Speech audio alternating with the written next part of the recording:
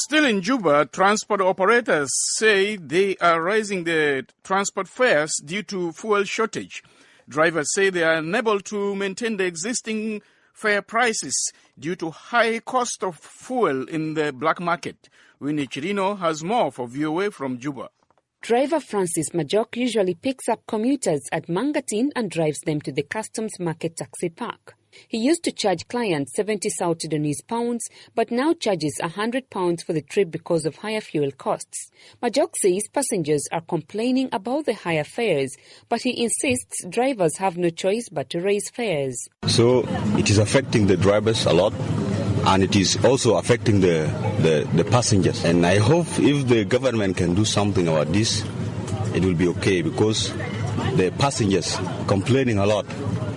Some, they would like to fight us even. Another driver at the customs market car park, who prefers to be identified only as John for fear of government reprisals, says drivers either had to increase fares or go out of business. From custom to checkpoint, we are taking 100. At that time, we are coming with 50.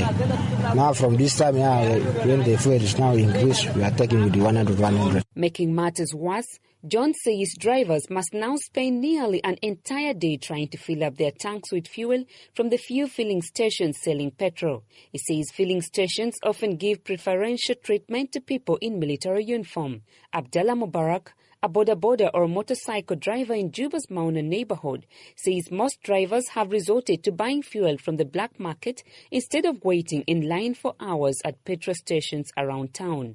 Mubarak says about 2 weeks ago, he would buy a litre of petrol or diesel for 210 South Sudanese pounds, but since then, the price of fuel has tripled. The fuel we are buying now, 1.5 litres, 1,000.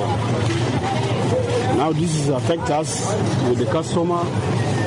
The place where we are taking 100, now we are taking 200. Passenger Peter Majanja says he waited for hours by the roadside for a passenger service vehicle near his residence in Tongping to go to Jebel Market where he works. Majanja says he usually budgets for fare money a week ahead, but the fuel crisis has changed that. Normally I used 100 to get to my workplace.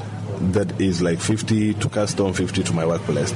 But for today, I have to use like 100 from my workplace, from my home to custom, and then like 100 from custom to my workplace. So you see, it's just like 100 more. Maurice Kiema, an accountant at Trojan petrol station, says his station has not been selling petrol for a week. He says he suspects there could be a delay at the Kenyan port of Mombasa, which handles all fuel imports to South Sudan.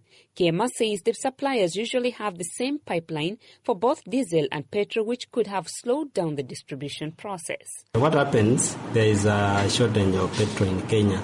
So it's something we were not expecting to happen, and it has happened. So that's what is bringing the shortage of petrol. We are not updated with our suppliers. Abdalin Shalom Mohammed is manager of the Trinity Energy petrol station. He says since last week his company didn't receive any petrol supplies. As a company, we loaded fuel from Kenya,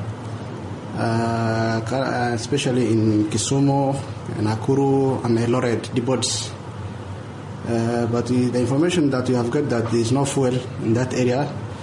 So our directors, they went for Nairobi to sort out this issue this last week. Then they were probably succeeded to get some fuel from Nairobi.